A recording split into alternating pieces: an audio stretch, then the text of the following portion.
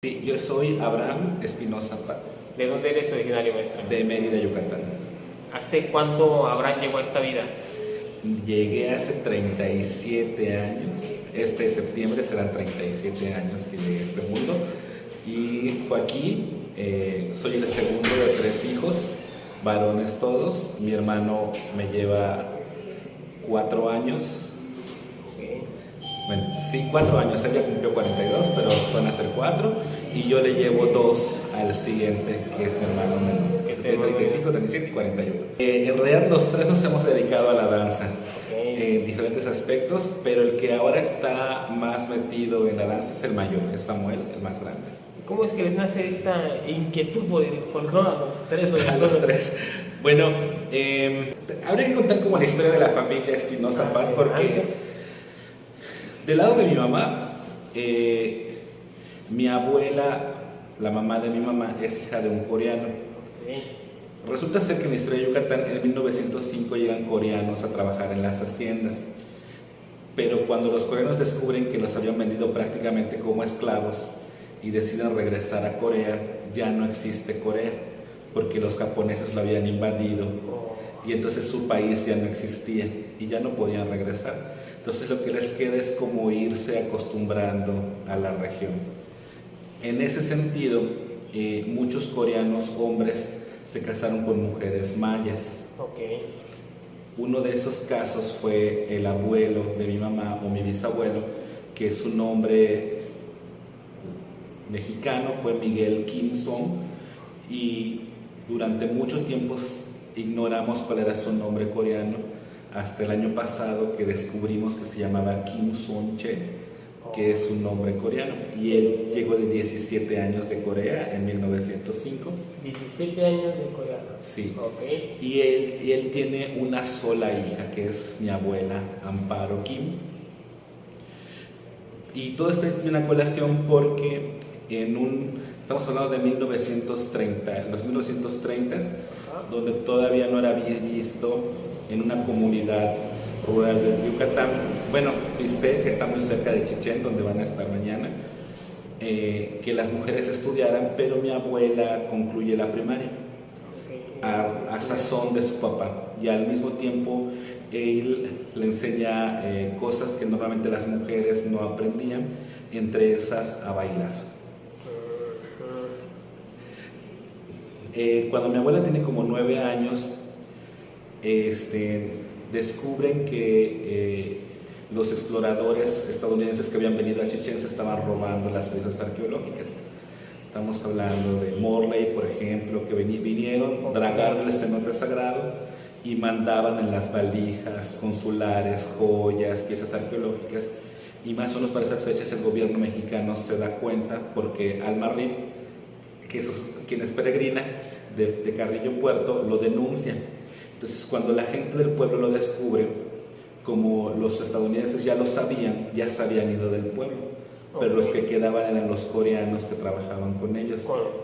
Entonces la gente saca pedradas a los coreanos del pueblo, y su papá de mi abuela se tiene que ir a Guatemala a refugiarse. Pero ya había educado a mi abuela en otras cosas para cocinar, bailar, cosas que no eran como muy vistas. Mi abuela se casa muy joven con mi abuelo, que es maya, de ahí viene el Pat de mi apellido.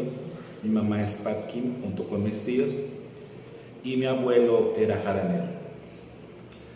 Y al casarse con mi abuela, pues se vuelven jaraneros de mucho tiempo, ¿no? Entonces mis tíos, mi mamá, pues crecen en ese ambiente de las jaranas y las vaquerías.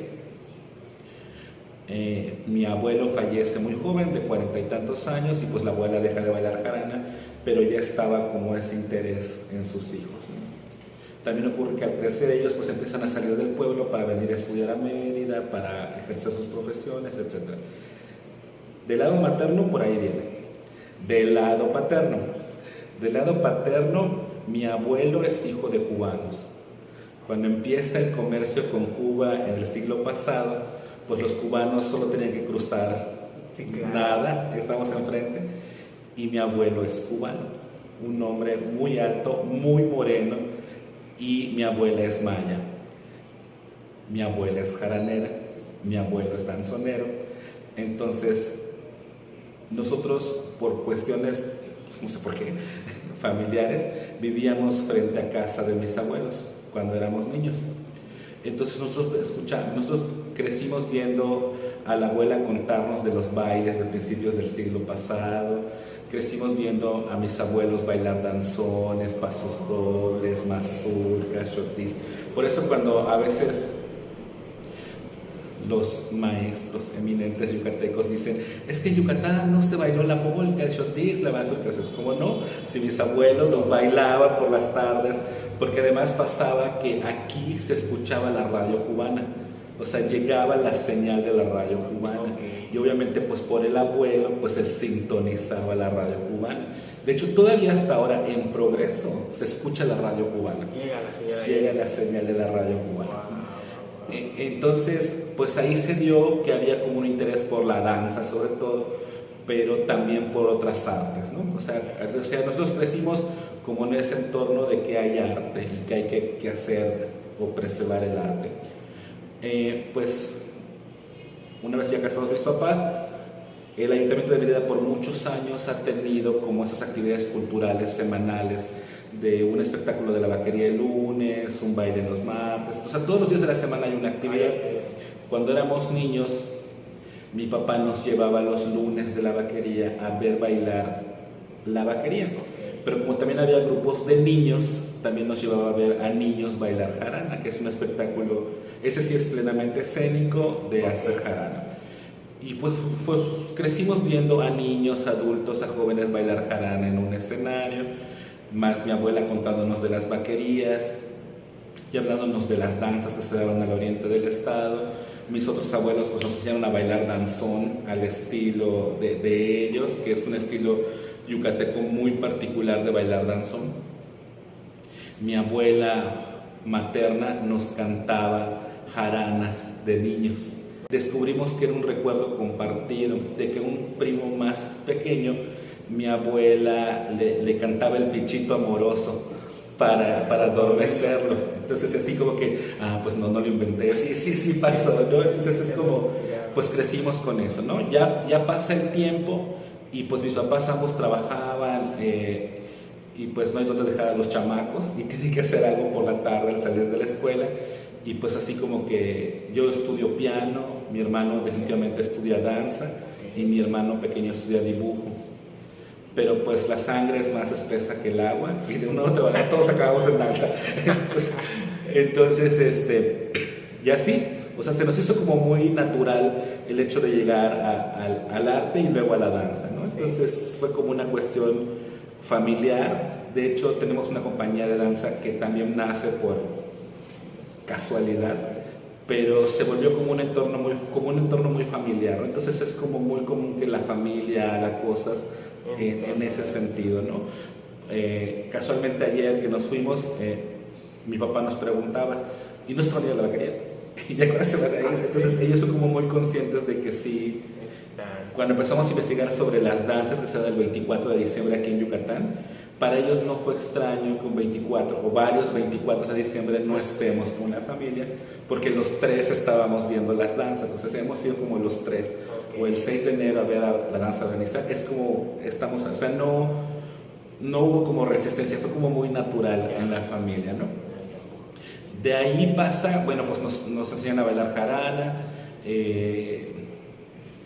La escuela de jarana del Ayuntamiento de Mérida daba cursos regulares de jarana, o sea, tú vas a clases de jarana y pues asistimos un tiempo a esos cursos, mi hermano y yo, y ahí conocimos al maestro Menalio Garrido, que ya falleció, y él nos enlaza con uno de sus alumnos, que es el maestro Elio Novelo, y a partir de ahí pues tenemos como ese estilo de jarana que viene de una de las corrientes de la jarana del maestro Menalio Garrido, que es una de las grandes corrientes que va a haber aquí en Yucatán. Y pues ya, de ahí empezamos a hacer otras cosas y estuvimos con el grupo del maestro Elio mucho tiempo, y la consigna de mis papás siempre que fue que lo puedes hacer mientras no descuides tus estudios. Obviamente terminas de estudiar y pues ya tienes que trabajar, o sea, La realidad. o sea, ni modo, hay que trabajar, y pues ya no eran compatibles los horarios con los ensayos del grupo, y de ahí pues dejamos de bailar como 2, 3 años, y luego nos nace como la idea de juntarnos amigos a bailar, sin ninguna intención más que bailar por el gusto de bailar, y de ahí pues estás viendo que el niño lloró y lo pellizcas y empezó, y si hacemos una función, pues vamos a hacer una función, y de la función pues ya tenemos 20 años, el próximo año de hacer eso, ¿no? Teníamos 23 y 19 años cuando tuvimos nuestra primera como directores de un grupo de danza. Ahora, tienes, aparte de danza, o sea, tienes, digamos, una profesión fuera de la danza. ¿Cuál es tu profesión, maestro?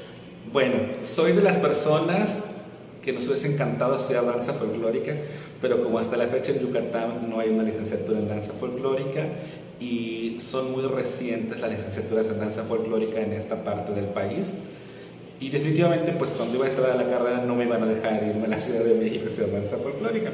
Entonces yo estudio una licenciatura en matemáticas, tengo una maestría en matemática educativa que la hice en la Ciudad de México y en Canadá, y tengo un doctorado en enseñanza de las matemáticas. Ahora, tienes, bueno, con las matemáticas y el folclore tienes una combinación ahí muy interesante. ¿Puedes platicarnos de esa? Sí, bueno, lo que pasa es que pues uno nunca olvida esos primeros amores, ¿no? O sea, y pues la danza pues creció con nosotros, y la inquietud siempre fue de que tenía que haber algo más allá de... Cuando uno habla de los mayas aquí en Yucatán, los yucatecos siempre asumimos que los mayas son aquellos que vivieron en las pirámides, ¿no? Entonces, y no asumimos de manera cultural que maya es un grupo étnico contemporáneo, actual. Cuando de manera personal descubro que yo estaba en un error en ese sentido, pero también te acercas a la cuestión del folclore y de bailar y de hacer cosas, con la formación que yo tenía en matemáticas me empiezo a dar cuenta que hay cosas que... ¿Por qué decimos que los mayas prehispánicos eran grandes matemáticos? Y en ese momento mi pregunta era, ¿por qué Yucatán nunca ha ganado la Olimpiada de Matemáticas nacional? O sea, si supuestamente hay un antecedente en ese sentido, ¿por qué no? O sea, ¿dónde acabó? ¿En qué momento nos volvimos estúpidos? Así que, ¿en qué momento o sea, que comían? Que no estamos comiendo ahora. Y empiezo a saber que, bueno, respondía como algo más corporal, que había como cuestiones matemáticas. Y ya te empiezas como a involucrar más y empiezas a descubrir que hay cosas que están en el arte, que están en los grabados. Y luego pues ya dices, bueno, pues lo mío no es tanto lo visual como lo dancístico. Y entonces volteas a ver la danza y dices lo obvio, la coreografía. Y empiezas a descubrir que hay figuras matemáticas. Hay una figura que yo a todo el mundo le cuento que se llama Lemniscata, que es el infinito. Okay. Su nombre real es Lemniscata en matemáticas.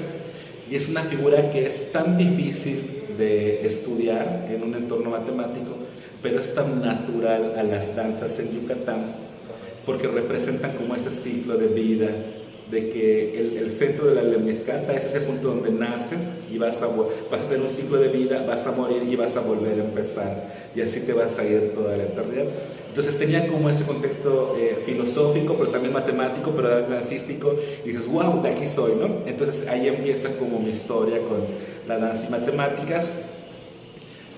De ahí pues empiezo a hacer cosas con las danzas tradicionales, y eso me llevó al doctorado. Y así fui por la vida hasta el doctorado. Pues llegué al doctorado y me doctoré con un tema que relaciona precisamente las artes con la matemática superior, y específicamente el caso son las artes en Yucatán. Entonces ahí hablamos acerca de los ejes de simetría en los bordados, el uso de los fractales, las lemniscatas, los elipsoides, las cónicas, cosas que regularmente uno diría, ¿y eso?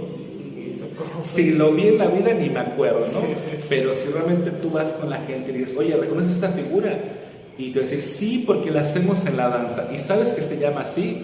No, pero la hacemos en la danza. Entonces, si agarráramos eso y dijéramos, en este contexto, y ahora te lo paso a la escuela, quizás lograríamos cosas muy interesantes. Es una pregunta complicada porque el folclore de Yucatán, bueno, ustedes ya lo vieron, es vivo, Sí. es una cosa muy viva y nada que se estanque va a crecer. Si algo se estanca va a morir, eso es de ley de cualquier tipo. Entonces, que la jarana viva hasta ahora significa que ha tenido que evolucionar. Para adelante o para atrás o para donde quieras, pero ha cambiado, ¿no? Entonces, y esos cambios han permitido que la jarana viva. Como yo ya no estoy en un contexto directo con la jarana, creo que a mí no me corresponde decir si la jarana ha mejorado o no. Yo lo puedo ver desde fuera y decir ha cambiado, pero si ha cambiado para mejorar o no, a mí no me corresponde porque no, en un sentido muy estricto, no es mi jarana. Sí. O sea, es la vaquería de Chumayel pertenece a la gente de Chumayel y ellos son los que van a decidir históricamente si ha mejorado o no. Ahora, si hacemos como un estudio social de qué ha pasado con la jarana, el maestro Menario Garrido hablaba de un proceso que, estoy tratando de recordar el nombre, que es una palabra que él, yo creo que la inventó porque no está en el diccionario, pero solo él la usaba. Creo que era transculturalización, es una cosa así muy inventada. Bueno, creo, yo nunca le he encontrado en el diccionario. Por ahí lo he escuchado también, puede que el folclore se maneje. Bueno, entonces él decía que la transculturalización es cuando tú agarras un hecho folclórico, lo llevas a la escena y en vez de que el hecho folclórico nutra la escena, pasa al revés, la escena regresa al hecho folclórico, la desmadra, le hace cambios y ahí se van los dos sabiendo quién le hace más porquerías. Eso le pasó a la jarana, eso le ha pasado, ¿no? Entonces pasa lo siguiente, durante mucho tiempo la jarana, pues si vemos registros de películas que sería como lo más que hay. Si vemos, por ejemplo, Deseada, que es una película del 55 de Dolores del Río que se grabó en Chichén Itzá, hay una escena de una vaquería. Y voy a hablar de un caso muy específico. Si vemos la fiesta de la vaquería, las mujeres, por ejemplo, no usan flores, no tienen flores. Y el terno es de un bordado muy pequeño. Si vemos luego, por ejemplo, la película Peregrina del 74, el terno ya cambió, pero no tienen flores. El terno ya se separó la solapa del hipil y se mantienen sin flores. Pasa que en el 70 se crea el ballet folclórico del gobierno del estado, en un afán vasconcelista tardío de dar una identidad nacional. Y entonces, y también de celos porque Campeche ya tenía su ballet folclórico, pero Yucatán no, y cómo era posible que no tengamos un ballet folclórico los yucatecos. Entonces crean el ballet folclórico del gobierno del estado, con alumnos del entonces Centro de Bellas Artes o Escuela de Bellas Artes de Yucatán, y ahí vamos a encontrar a grandes maestros como por ejemplo Pepe Cervera y Corazón Sánchez, ¿no? Corazón Sánchez fue fundadora de ese ballet.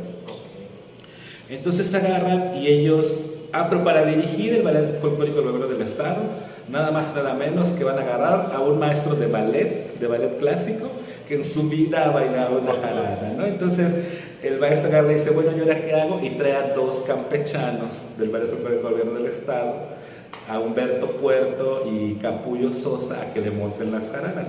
Por eso su repertorio es como muy campechano. Un poquito que hablábamos que el folclore campechano empieza con 2 golpes siempre. Sí. Y así vamos a ver las jaranas del gobierno del estado. Vamos a ver con 2 golpes. Que ya se hizo como un estilo escénico muy propio. Bueno. Entonces resulta ser que pues el maestro tiene una visión como muy de ballet, empieza a triunfar en los escenarios, pues porque obviamente Yucatán está re lejos de México y te haces 1000 horas en llegar a Yucatán. Entonces empieza como a triunfar este ballet y el maestro ve el traje, por ejemplo, del varón y dice como que está muy blanco. O sea, como que visualmente no hay nada, porque además la filipina es holgada, el pantalón es recto y él al venir del ballet pues está como acostumbrado a tener al varón más pegado. Dice, pues el paliacate que usan para el sudor, pues que se lo cuelguen. Y entonces ya se sale el paliacate de la bolsa. Por eso hay quien se lo pone adelante, en medio, atrás, donde le da su gana. Porque en realidad el paliacate nunca, o sea, ¿quién baila con el pañuelo por fuera? ¿No? Esa es una cuestión de que no había. Bueno. Sí, de acuerdo. Eso fue como el chiste al varón. A la mujer le ponen la banda, una banda que dice Yucatán, porque era para, pues como todo mundo usa terno en México, tenía que poner que diga Yucatán, ¿no? Pero eso, su supuesta excusa es porque Renan Irigoyen Rosado dice que a principios de siglo usaban las vaqueras, las esposas de los vaqueros o caporales de las haciendas ganaderas, usaban una banda en forma de trena, que es una banda militar que va de izquierda a derecha, etc. Pero entonces al hacer la traducción, en vez de que escriban trena, escriben trenza. Y se empiezan a hacer unas bandas trenzadas para ponerse, y luego quitan la trenza y ponen, ya dice Yucatán, y ahorita ya le ponen brillitos y etcétera, etcétera, ¿no? Entonces esa fue aportación del gobierno del estado, y en la vaquería habrán visto que ya usan sus bandas, que dicen, ya no son grupos jaraneros, ya son ballet folclórico, etcétera. Correcto. Cuando se van a la muestra mundial de grupos folclóricos o una cosa así en el 70 y algo, pues vuelven a revisar el traje y dicen, pues como que a la cabeza le falta algo. Y aquí se dan unas flores que se llaman mariposas, que son de 4 pétalos, y en efecto parece una mariposa, son totalmente blancas. Y se ponen dos florecitas llamadas mariposas, sean chiquititas. O se ponen, nuestro clima es tan cálido que nuestras rosas son muy pequeñas, o se ponen unas rositas, 2, del lado derecho siempre. Y ahí empezó. O sea, les cayó la lluvia y crecieron a 3 flores. Llegó el huracán y creció más el tocado, ¿no? Y ahorita con el paso de los años ya es más flor que cabeza. Sí. Entonces, ¿eso qué pasó? La gente del pueblo ve que ahora el ballet folclórico del gobierno del estado usa flores y dice, pues está bonito, ¿no? Y se ponen flores. Y entonces pasó que en lugar de que el evento, el hecho escénico se nutriera del hecho natural, sí, tradicional, pasó al revés. El hecho tradicional se nutrió de lo escénico. Y eso el maestro Menario llamaba, si no me equivoco, transculturalización o una cosa así, ¿no? Entonces, eso le ha pasado a la jarana. Entonces, lo que se ha visto ahora, antes eran grupos jaraneros, ahorita les gusta llamarse ballet folclórico, aunque ni son ballet, ni son folclóricos, ni hacen ballet, pero así les gusta. Y ya pues lo que antes era como una tiara para las embajadoras, entonces una antena parabólica que se están poniendo en la cabeza y mientras más grande más llama la atención.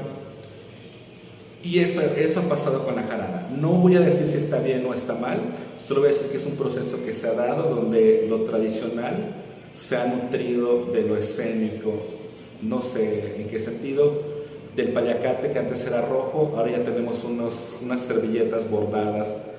Fueron por la tortilla temprano, lavaron la servilleta y se la pusieron ahí en el pantalón. Una cosa muy interesante que analizábamos, digo analizábamos porque mi principal confidente bueno, somos confidentes en reflexiones folclóricas, es mi hermano, ¿no?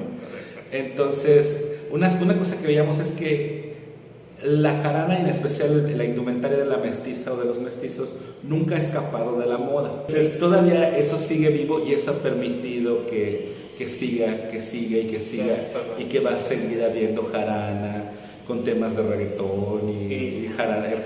Cuando empezó la pandemia se hizo un jaranavirus, o sea que es una jarana con tema del COVID. Entonces eso va a seguir y va a seguir y va a seguir porque se siguen haciendo jaranas, se siguen bailando jaranas. Hay cosas que aún pasa el tiempo, la gente lo sigue haciendo. O sea, los jaraneros saben que sin aires yucatecos no ha empezado la vaquería y eso se va a seguir haciendo.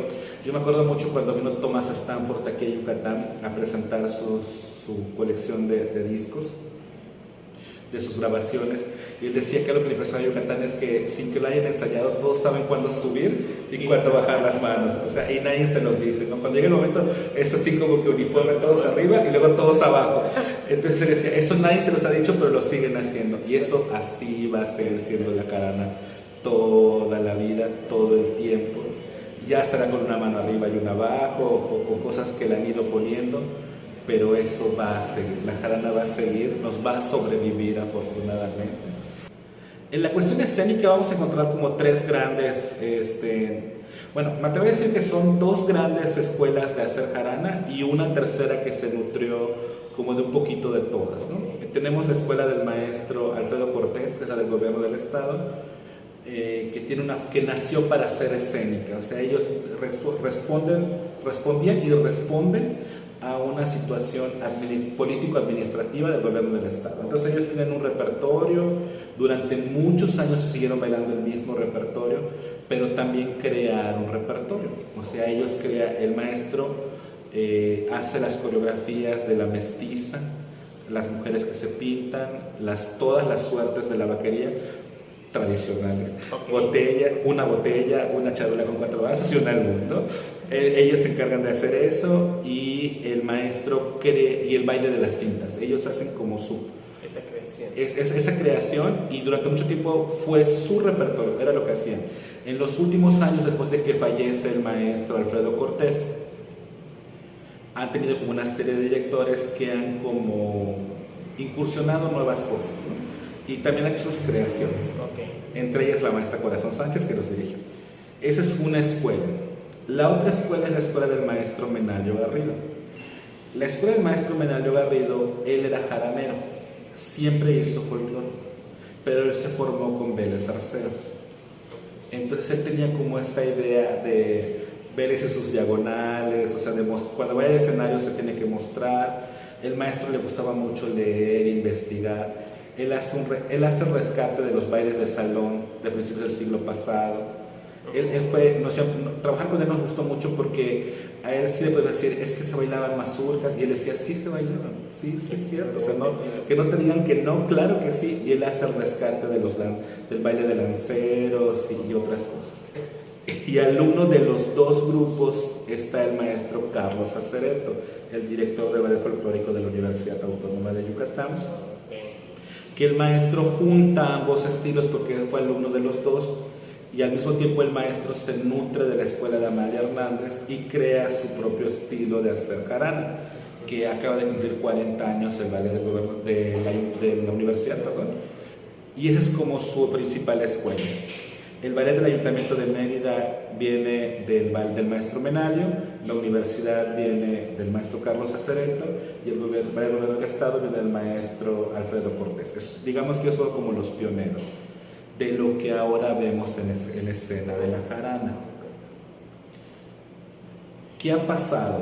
No es porque vengamos nosotros de la escuela del maestro Menalio, pero nosotros en nuestra formación, nuestro maestro que se llama Helio Novello, nos hacía ir a las vaquerías.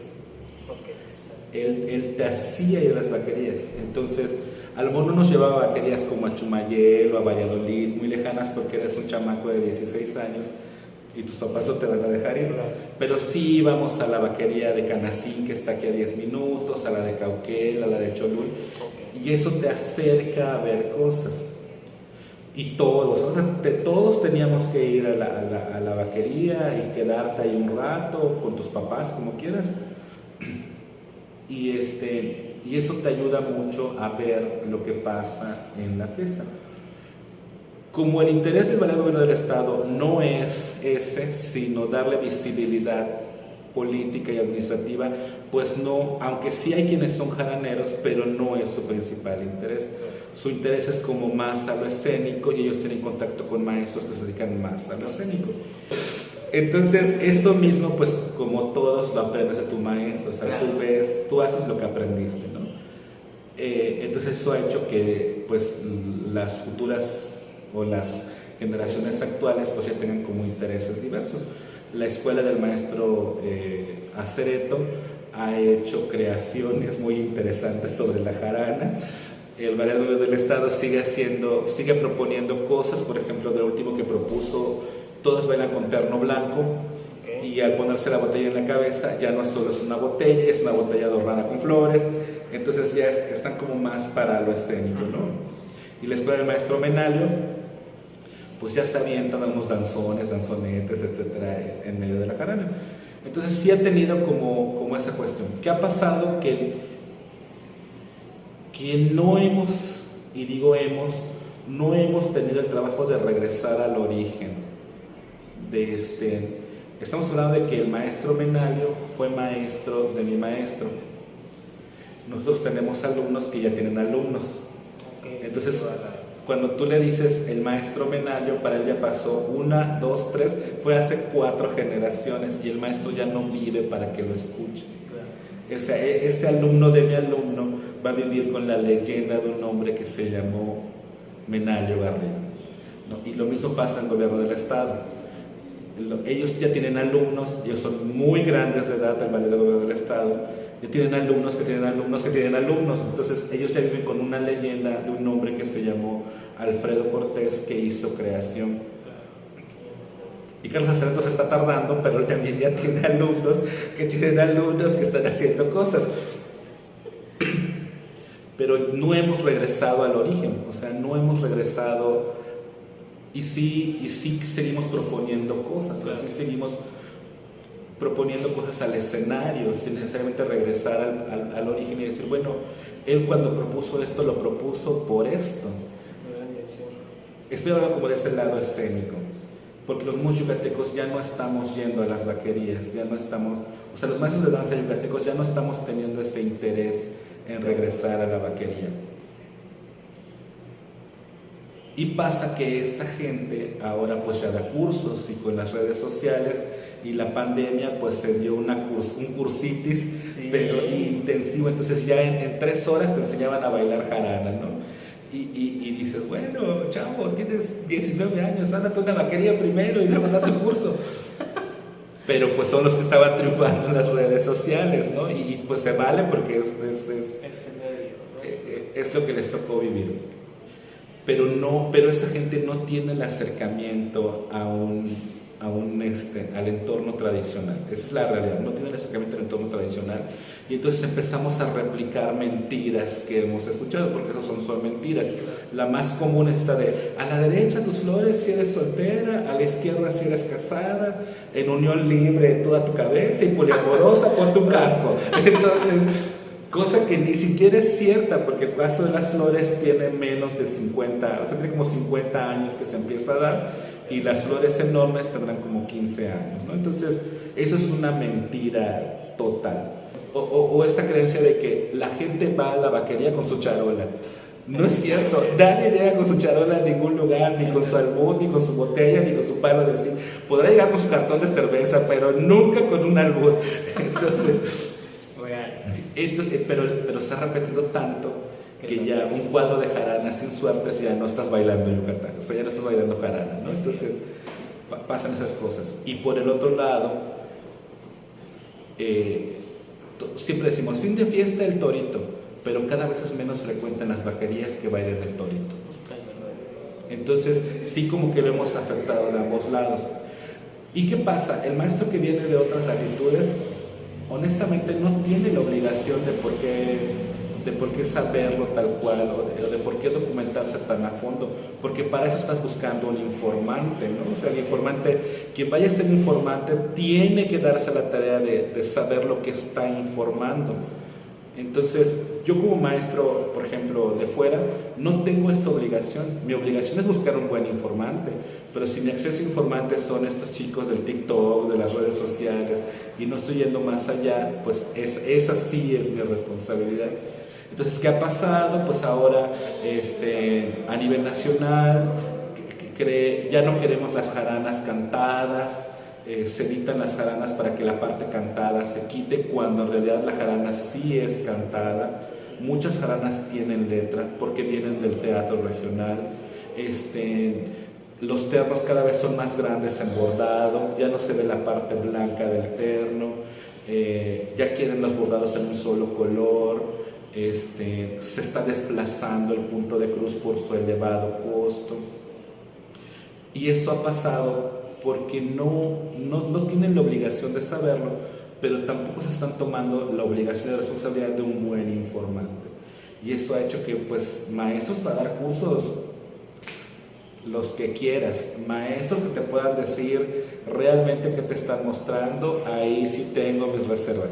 Por ejemplo, lo que les comentaba el jueves. Hay un video en YouTube de un maestro, eso siempre lo cuento porque a mí me da mucho coraje, porque otro de mis temas de investigación es la perspectiva de género en la clase de matemáticas, que dice que en la jarana a la mujer se le lleva como se arreaba el ganado. Entonces, si te pones atrás de la mujer y tú quieres que la mujer gire, le vas a hacer... Y entonces, con esos 2 golpes, ella ya sabe que va a girar a la derecha.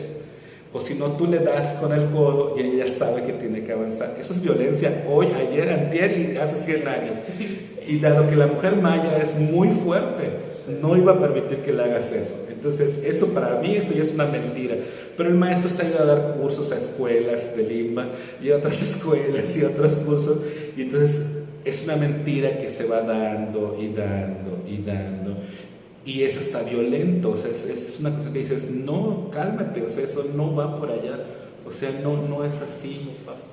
Pero eso pasa porque no te has dado el trabajo de ir y ver cómo se ha empoderado a la mujer en una vaquería. O sea, no te has dado el trabajo de ver cómo, incluso a mí me llama mucha atención que en alguna ocasión nos dijeron, es que no sé cómo le hacen para que sus mujeres se vayan tan atrás. No es que se vayan tan atrás, es que la mestiza yucateca es muy plantada, muy deporte. Y cuando no conoce al bailador, hasta pareciera que por abajo lo está viendo. Pero es algo muy natural, es algo que se les ha dado de manera muy natural. No es que lo hayan aprendido.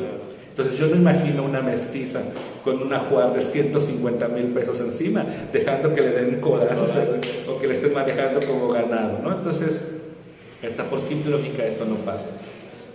Pero pues este maestro se ha ido a dar cursos y él inventó los dobles albures y la doble charola y así se ha ido por la vida, ¿no? Entonces, o por ejemplo, en la vaquería solo se tocan jaranas.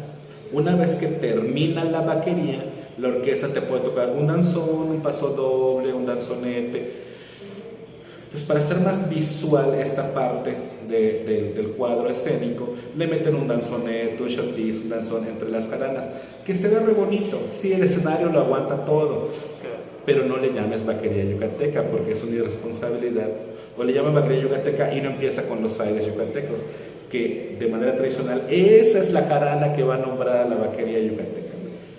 Entonces, ¿qué es lo que creo que ha pasado con las escuelas? Es que es culpa de nosotros mismos yucatecos, o sea, los que somos alumnos del maestro, de la vaca sagrada, no hemos regresado al origen, ni para saber qué es lo que hizo este maestro que creó escuela, ni qué es lo que vio, ni lo que se está viendo ahora.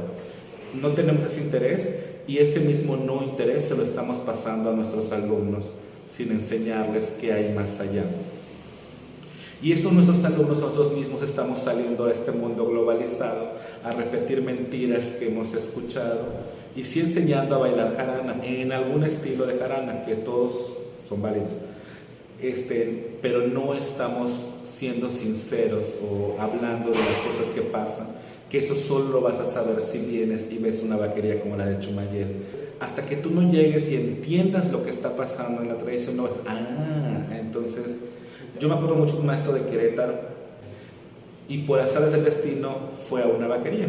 Entonces en la vaquería él vio que un muchachito se había puesto un rosario sobre el cuello de la filipina. Entonces cuando el maestro regresa a Querétaro y volta a Yucatán, los barcos ya tenían todo su rosario sobre la filipina y dices, creo que no lo entendió. Creo que no lo entendió, ¿no? Y entonces empiezan a pasar ese tipo de cosas o dices, bueno, pues ya.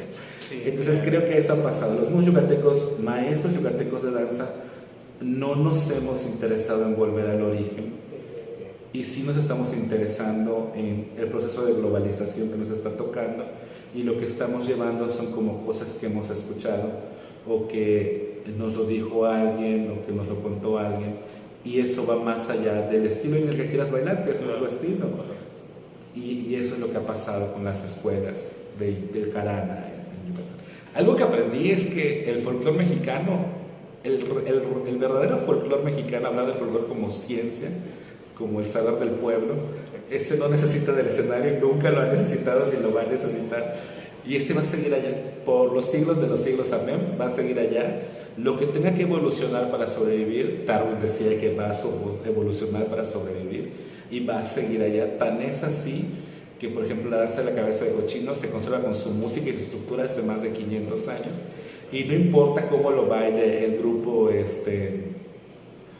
que le dé su regalada gana a bailarlo, la danza de la cabeza de cochino se sigue haciendo fielmente como promesa en las comunidades, no lo necesita. Creo que lo que ha pasado es que en los 70s creo que igual se da más o menos este auge de las asociaciones de maestros sagrados del folclore mexicano, AC, con R, sin R, etcétera, etcétera. Y sus esmirros y sus de generación en degeneración. Entonces, que acuñaron esta bonita frase de rescata, difunde y preserva el folclore mexicano, y es otra cosa que rescata, difunde y preserva, y nadie se ha puesto a pensar qué significa rescatar, difundir y preservar. Y como platicaba con mi hermano, ¿pero qué van a rescatar? Si nadie los secuestró, o sea, si nadie los secuestró, les han dado nota de rescate, ¿qué vas a rescatar? O sea, ¿qué quieres rescatar si no está perdido? Está donde tiene que estar, y mientras más lejos está mejor. Difundir, ¿quién te pidió que lo difundas? Y preservar, ¿realmente te toca a ti preservarlo? O sea, ¿realmente te toca a ti preservarlo? ¿Eres tú el que lo debe preservar? Y así, honestamente, ¿por qué a mí me interesaría preservarlo veracruzano? O sea, que alguien me diga, si yo soy yucateco, ¿por qué me va a interesar? O sea, si los veracruzanos no se importan a mí, ¿por qué? Entonces, ¿para qué, no? Entonces todo el mundo rescata, difunde y preserva el folclore mexicano. Y había otro verbo más que ya le pusieron por allá. Y creo que lo que ha pasado en el folclore nacional es que nos hemos estado preocupando por rescatar, difundir y preservar el folclore mexicano y no por realmente cuestionarnos lo que estamos haciendo. Que voy a poner un ejemplo de algo que es regional, me refiero a la península de Yucatán. Cuando se crea el folclore, porque es creado, yo sé que es difícil de creer, pero es creado el folclore de Quintana Roo. No se crean que... sé que no se habían dado cuenta nunca antes, pero el folclore de Quintana Roo es creado. Porque las mujeres no andan con una falda que da calor por las calles, ¿no? Entonces, cuando se crea el folclore de Quintana Roo y crean este baile de la chiclera, si uno analiza a ojo 2023 el baile de la chiclera, es una apología total de violencia de género y significamos una violación multitudinaria a una mujer que está en las labores del Eso es políticamente incorrecto en estos tiempos, eso ya no debe ser.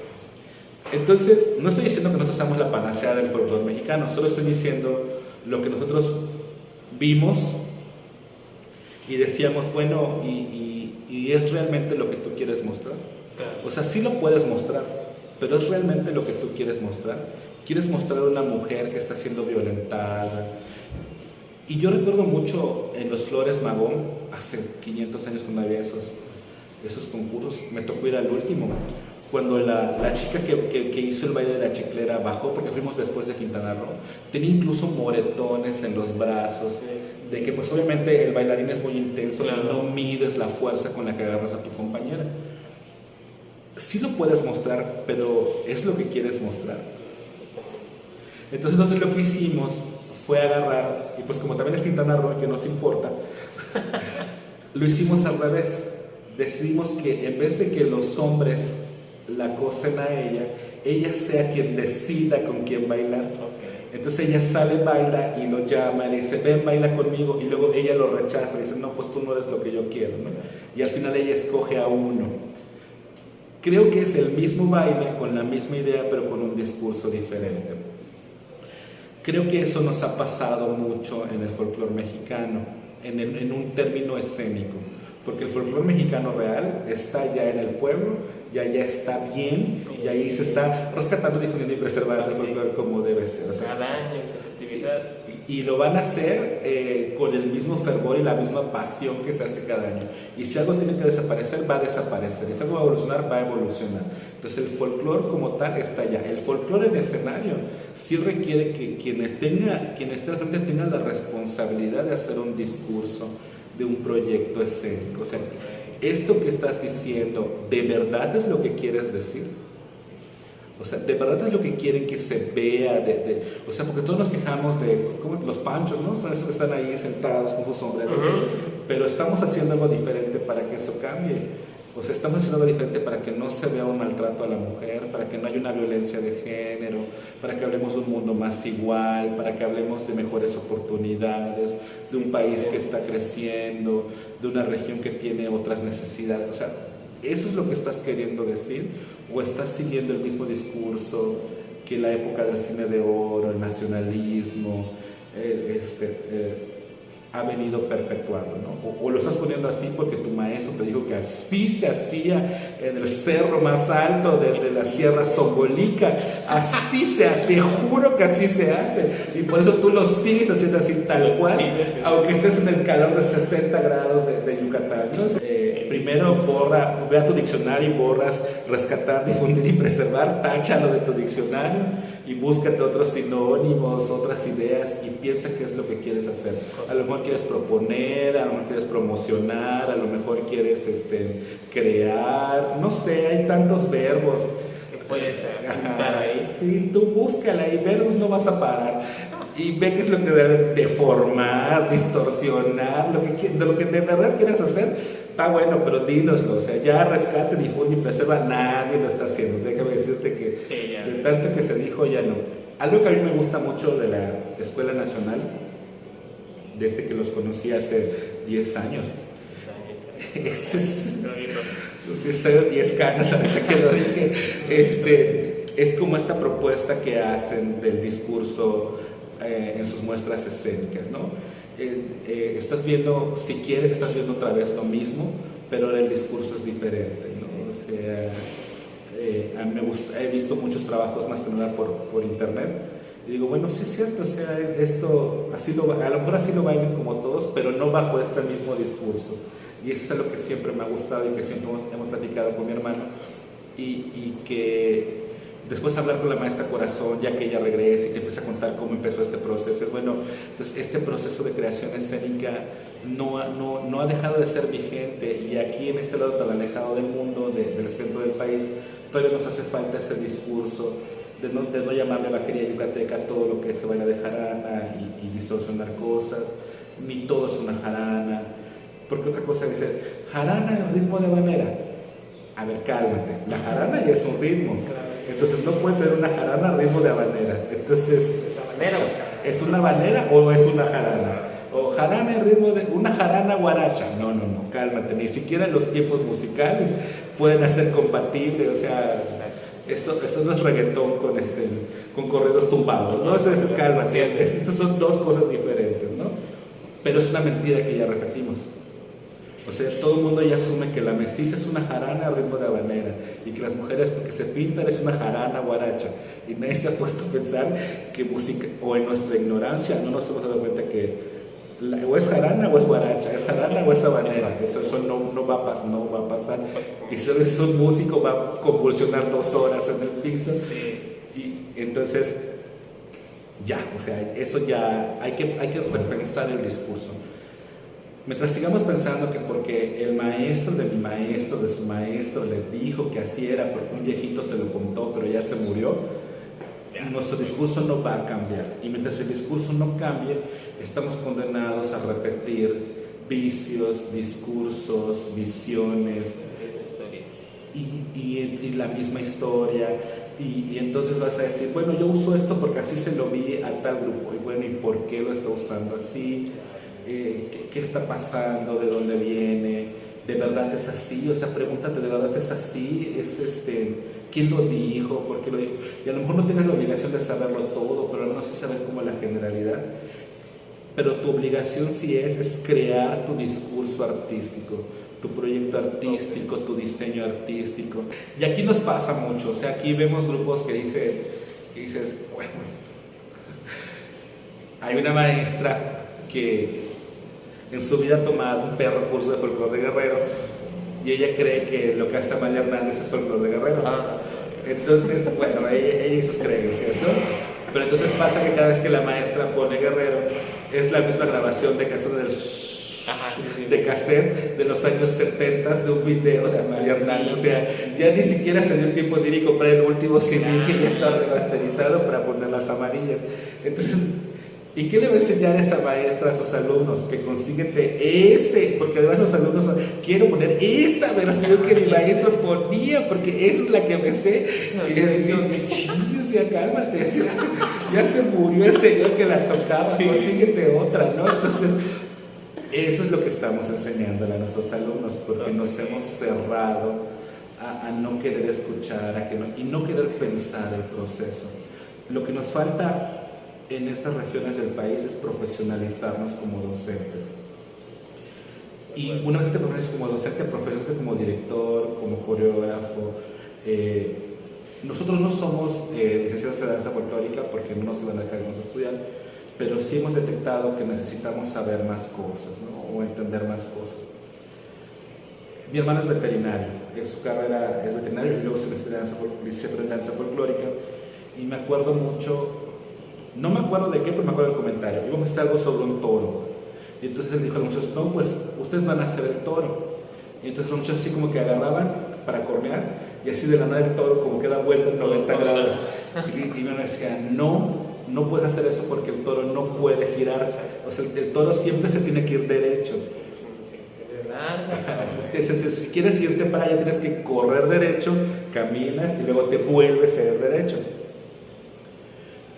Y eso pasó, y como a los 15 días vimos a alguien que le gustó la idea y la replicó, pero entonces era un toro culebra que se iba por todos lados. Entonces dices: no, pues entonces sí hay que saberle también algo de botánica y de estas cosas de animales para poder hacerlo. Otra cosa que pasa, yo ahora lo veo, ¿no? Ternos yucatecos en la venta, y tú ves el terno y dices: ese terno no es yucateco. ¿Y cómo sabes que no es yucateco? Porque no tiene las condiciones de simetría de un terno yucateco.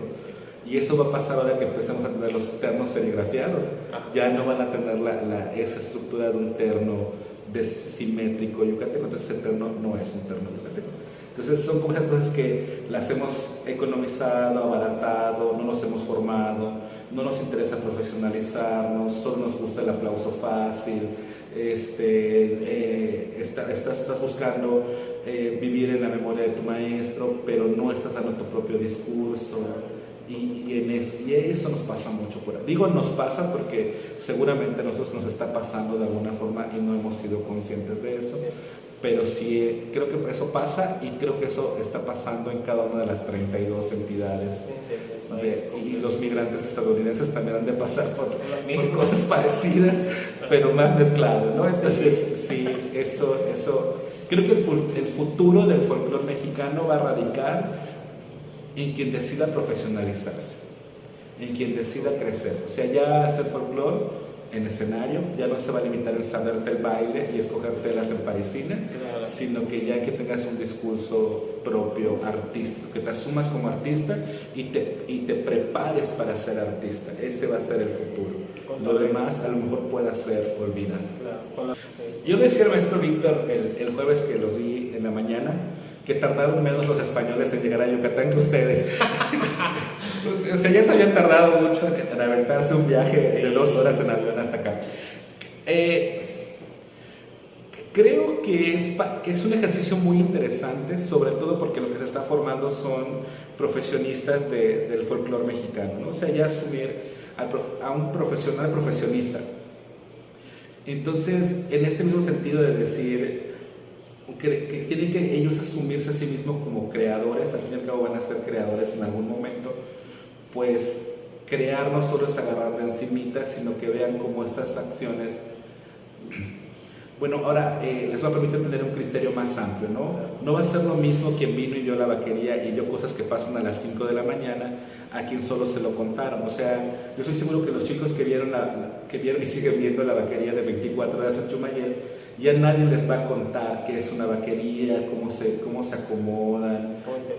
Y sí van a ser más críticos en el sentido de que cuando vean un montaje de Yucatán dicen: espérate tantito, eso sí te lo estás fumando, o sea, eso no va por allá. O sea, entonces, y creo que así les va a pasar cuando vayan a X lugar, cuando vean otra cuestión, y también les va a permitir identificar de que, por ejemplo, puedes venir a una vaquería, pero no puedes ir a un sarao campechano, ni puedes ir a ver a las chicleras de Quintana Roo.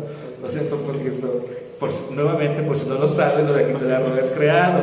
Entonces, lamento decepcionarlos. Entonces, creo que es muy interesante y muy valioso, y genera en ellos experiencia, genera un background de que ya no se los contó un viejito, ya no se los dijo el maestro, sino que a lo mejor cuando alguno de ellos tenga el interés de hacer un montaje sobre Yucatán, se va a acordar de esta vaquería en Chumayel, y así van experiencias que a lo mejor nadie se las va a tener que venir a contar. y se van a llevar 1000 dudas, 1000 preguntas que van a estar ahí siempre para poderlas contestar. Algunas sí van a encontrar respuestas y otras esperemos que se queden ahí para que regresen y las sigan viendo. Y sepan que lo que vieron fue una de 106 fiestas que ocurren en el país, en el estado, llamadas vaquerías, mínimo. Y todavía les faltan las danzas, hay muchas cosas. Entonces, en ese sentido de hacer el ejercicio de venir hasta aquí, ver la fiesta, escuchar en vivo una orquesta jaranera. Yo me acuerdo mucho cuando fuimos al Patria Grande, creo que la maestra, una de las maestras que son, no sé si la maestra Ana Azul o su hermana, sí. se acerca y me dice, yo nunca había escuchado una orquesta jaranera en vivo. Entonces, bueno, ayer escucharon creo que 3, ¿no? Habían 3 hecho, bueno, ayer escucharon el triple de orquestas que la maestra ha escuchado en su vida.